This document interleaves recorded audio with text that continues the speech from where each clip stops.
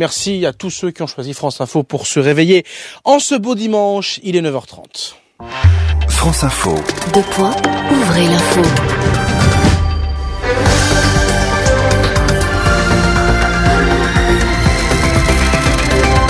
Simon Le Baron. Il y aura des lignes fermées pendant la grève à la SNCF. S'il manque des aiguilleurs, la loi ne nous permettra pas d'en réquisitionner. C'est ce que dit ce matin dans le journal du dimanche le PDG de la compagnie, Guillaume Pépi. Il a d'ailleurs déjà conseillé aux voyageurs de renoncer à prendre le train à partir de demain 19h. Les syndicats du groupe Carrefour, eux, se félicitent d'une grève historique. Au moins 300 magasins ont été concernés hier par la mobilisation pour l'emploi et le pouvoir d'achat. La sécurité des manèges en question après un accident hier près de Lyon. Un père de famille est mort lors d'une fête foraine à Neuville-sur-Saône. Précision de l'adjoint au maire de la commune, Laurent Buffard. C'est un manège qui tourne avec, des bras suspendus, où il y a des nacelles, avec 2 personnes par nacelle. Et le manège est descendu d'un coup et donc a tapé le sol fortement. Et à ce moment où ça a tapé, il y a une des personnes qui a été éjectée.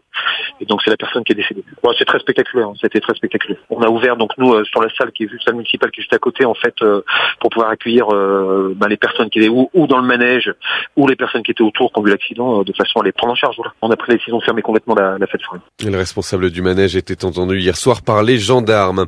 Plusieurs changements ce 1er avril. Le minimum vieillesse augmente de 30 € et passe à 833 € par mois pour une personne seule.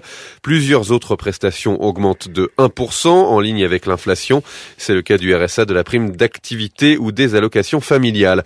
Sur Internet, tous les Européens abonnés à un service qui propose des contenus en ligne, Netflix, Deezer, Canal+, par exemple, pourront continuer à accéder à ce contenu quand ils voyagent dans l'Union européenne. C'est une nouveauté également.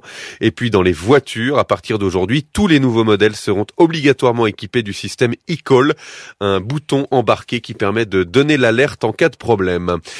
L'ONU et l'Union européenne réclament une enquête indépendante après l'usage de balles réelles de soldats israéliens contre des manifestants palestiniens. C'était vendredi.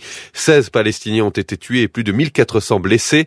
Le Premier ministre israélien, Benjamin Netanyahou, lui, félicite ses soldats. À Jérusalem, Marie Semelin.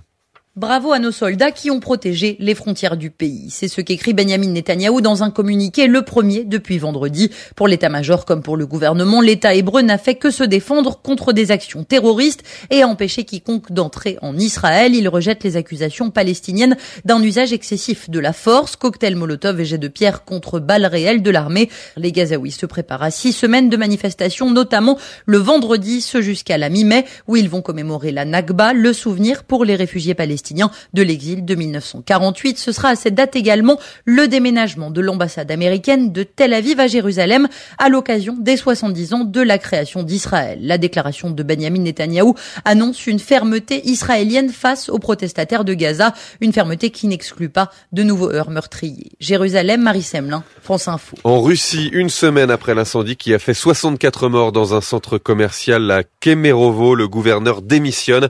Aman Touleyev était à la tête de cette région minière de Sibérie depuis plus de 20 ans. La station spatiale chinoise abandonnée va rentrer dans l'atmosphère dans les prochaines 24 heures. Les autorités chinoises précisent que les débris, qui pèsent 8 tonnes au total, devraient dépasser les 26 000 km/h avant de se désintégrer en une boule de feu céleste.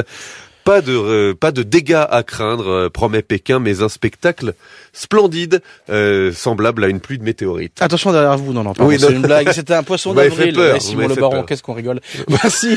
Excellente journée à vous. Là, je suis très sérieux par contre. Et bonne chasse aux œufs. Merci. 9h34.